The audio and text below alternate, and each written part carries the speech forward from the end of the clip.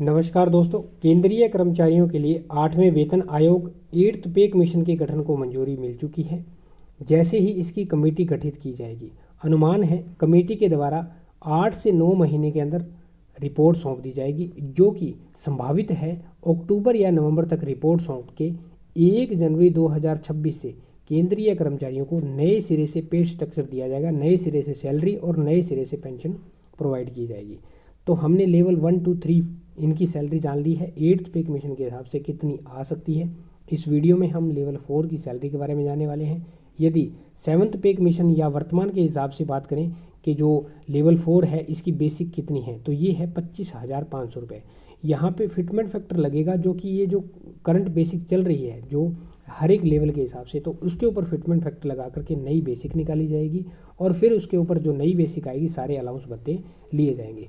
यहाँ पे जिन भी अलाउंस भत्तों को हम काउंट करने वाले हैं वो अलाउंस भत्ते आप पूरे इंडिया में कहीं चले जाना, उतने अलाउंस भत्ते आपको दिए जाएंगे।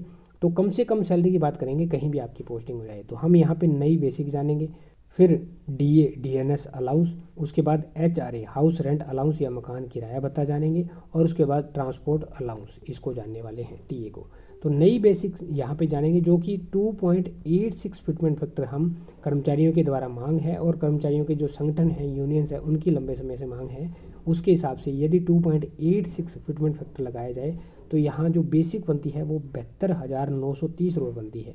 क्योंकि अगली या पिछली टर्म के अंदर लिया जाता है तो हम यहाँ पे इसको 73,000 रुपये काउंट कर रहे हैं। हो सकता है इसको 72,900 भी गवर्नमेंट के द्वारा काउंट कर ली जाए, तो हम 73 काउंट करेंगे। फिर डीए का अनुमान है 99% कि इसको 0 रखा जाएगा, 6 महीने तक ये 0 रहेगा।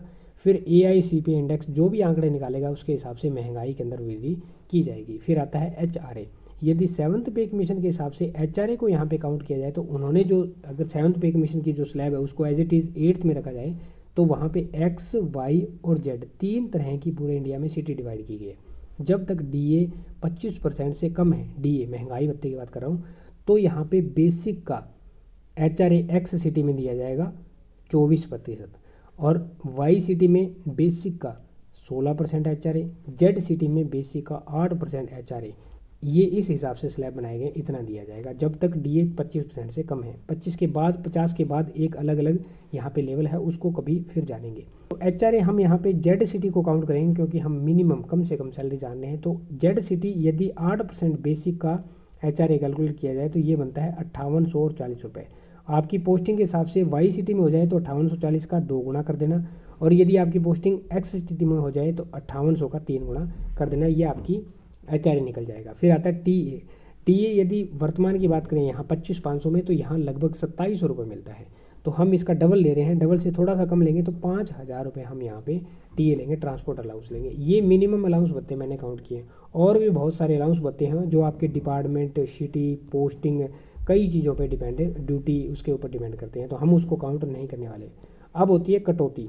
कटौती में क्या होता है, NPS नेशनल पेंशन स्कीम, ये बेसिक प्लस डीए का 10% काटा जाता है, 14% गवर्नमेंट कंट्रीब्यूट करती है, टोटल अमाउंट NPS अकाउंट में जमा होती है। रिटायरमेंट के समय 60% अमाउंट दे दी जाती है, बची हुई 40% अमाउंट के ऊपर पेंशन प्रोवाइड की जाती है। तो NPS की यदि कटौती की बात करें तो ये बेसिक प्लस डीए है, तो डीए कुछ भी है नहीं, तो बेसिक का 10% ये हो गया आपका 7300 रुपये। फिर आता है कुछ आपको कटौती दिखने को मिलेगी अदर या मिसलेनियस के नाम से। इसमें क्या होता है, स्पोर्ट्स का, इंस्टीट्यूट का, वेलफेयर का, इंश्योरेंस का, इस तरह से कई छोटी छोटी कटौतियाँ होती है जो 20 रुपये कहीं, 50 रुपये कहीं, 100 रुपये कहीं, 30 रुपये कहीं, इस तरह से कटौती होती है। कुछ कर्मचारी क्या होते हैं, कुछ NGO से या सामाजिक संस्थान से जुड़ जाते हैं जो समाज कल्याण हेतु कार्य करते हैं, तो वो अपनी मर्जी से ज़्यादा भी कटवा सकते हैं, कम भी कटवा सकते हैं। तो ये बेसिक जो कटौती यहाँ पे अदर या मिसलेनियस के नाम से हो रही है, इसको हमने 600 रुपये, 600 रुपये के आसपास काउंट किया है। ये 100 रुपये कम भी हो सकती है, 50 रुपये ज़्यादा भी हो सकती है, तो थोड़ा बहुत वेरी इसके अंदर आ जाता है। टोटल यदि कटौती की बात करें तो ये होगी 7,900 रुपीज़, ये आपकी टोटल कटौती है। यदि मैं ग्रोस की बात करूँ तो ये बनती है 83,840 रुपीज़, 83,840 रुपये। और कटौती जो है वो इसके अंदर से यदि हम घटा दें तो ये है आपकी 7,900। फिर आपकी आ जाती है इन हैंड सैलरी, तो ये कितनी बनेगी 75,940 रुपीज़। ये पूरे इंडिया में कहीं भी आपकी पोस्टिंग हो जाए कम से कम इतनी सैलरी आपको प्रोवाइड की जाएगी यदि फिटमेंट फैक्टर 2.86 दिया जाता है तो। फिर आपकी वाई सिटी के हिसाब से आप जोड़ लेना और एक्स सिटी के हिसाब से जोड़ लेना। दोस्तों आपके हिसाब से कर्मचारियों के लिए फिटमेंट फैक्टर क्या रहना चाहिए? कमेंट सेक्शन में कमेंट करके ज़रूर बताएं। किस टॉपिक पर वीडियो चाहते हैं कमेंट करें। उम्मीद करता हूं जानकारी समझ पाए होंगे।